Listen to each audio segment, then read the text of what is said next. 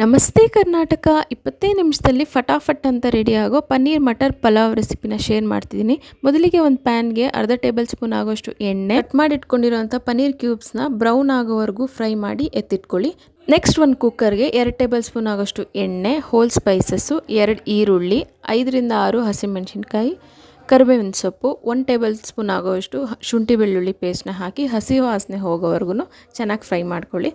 ಆಮೇಲೆ 5 ರಿಂದ 6 ಟೊಮೊಟೊನ ಸಣ್ಣದಾಗಿ ಕಟ್ ಮಾಡ್ಕೊಂಡು ಅದಕ್ಕೆ ಹಾಕಿರೋವಂಥ ಟೊಮೊಟೊ ಸಾಫ್ಟ್ ಆದಮೇಲೆ 1 ಕಪ್ ತೊಳೆದಿಟ್ಕೊಂಡಿರುವಂಥ ಹಸಿ ಬಟಾಣಿನ ಅದಕ್ಕೆ ಹಾಕಿ ಚೆನ್ನಾಗಿ ಹಸಿ ವಾಸನೆ ಹೋಗೋವರೆಗೂ ಫ್ರೈ ಮಾಡ್ಕೊಳ್ಳಿ.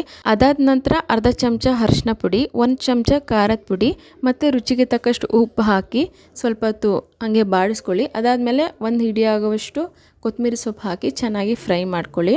ಕೊತ್ತಂಬರಿ ಸೊಪ್ಪು ಚೆನ್ನಾಗಿ ಫ್ರೈ ಆದ ನಂತರ ಮುಂಚೆನೇ ತೊಳೆದು ನೆನೆಸಿಟ್ಕೊಂಡಿರೋಂಥ ಅಕ್ಕಿ ಹಾಕಿ ನೆನಪಿರಲಿ, ಅಕ್ಕಿಗೆ 2ರಷ್ಟು ನೀರು ಹಾಕಿ ಲಾಸ್ಟಲ್ಲಿ ನಾವು ಮುಂಚೆನೇ ಫ್ರೈ ಮಾಡಿ ಇಟ್ಕೊಂಡಿದ್ದಂಥ ಪನ್ನೀರನ್ನ ಆ್ಯಡ್ ಮಾಡಿ ಒಂದು 2 to 3 ಮಿನಿಟ್ಸ್ ಚೆನ್ನಾಗಿ ಕುದಿಯೋಕ್ಕೆ ಬಿಟ್ಟು ಲಿಡ್ ಕ್ಲೋಸ್ ಮಾಡಿದ್ರೆ ಟೇಸ್ಟಿಯಾಗಿರೋ paneer matar pulao recipe ready. Thank you for watching. Please ಹೀಗೆ ನನ್ನನ್ನು ಸಪೋರ್ಟ್ ಮಾಡ್ಕೊಂಡು ಬನ್ನಿ. ಥ್ಯಾಂಕ್ ಯು.